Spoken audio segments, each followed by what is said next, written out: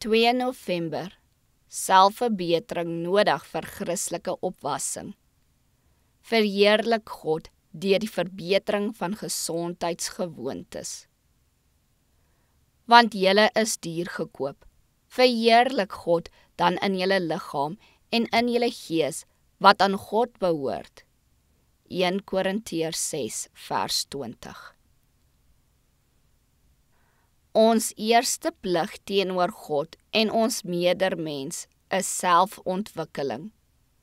Elke vermoë waarmee die Skepper ons bedeel het, behoort tot die hoogste graad van volmaaktheid ontwikkel te word, sodat ons die grootste hoeveelheid goed kan doen waartoe ons in staat is. Daarom word tyd wat daaraan bestee word om liggaamlik en verstandelike gesondheid op te bou en te bewaar, goed bestee. Die mens is God se maaksel, sy meesterstuk, vir 'n hoë en heilige doel geskape, en op elke deel van die menslike tabernakel verlang God om sy wet te skrywe. Elke senuwee en spier, elke verstandelike en liggaamlike gawe moet rein gehou word. Dit is Gods plan, dat die liggaam soos 'n tempel vir sy gees moet wees. Op elke siel rus 'n pligtige verantwoordelikheid.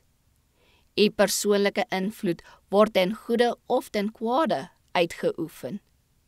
As u liggaam skend, benadeel u sowel ander as u self. Christene staan onder verpligting teenoor God om siel, liggaam en gees vry te hou van alles wat besoedel, want hulle is duur gekoop. Geen man of vrou het die reg om gewoontes aan te leer wat die gesonde werking van een orgaan van die verstand of die liggaam sal verswak nie.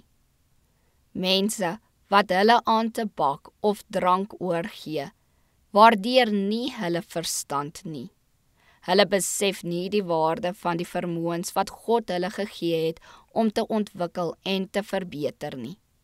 So laat mense hulle kragte kwyn en verval.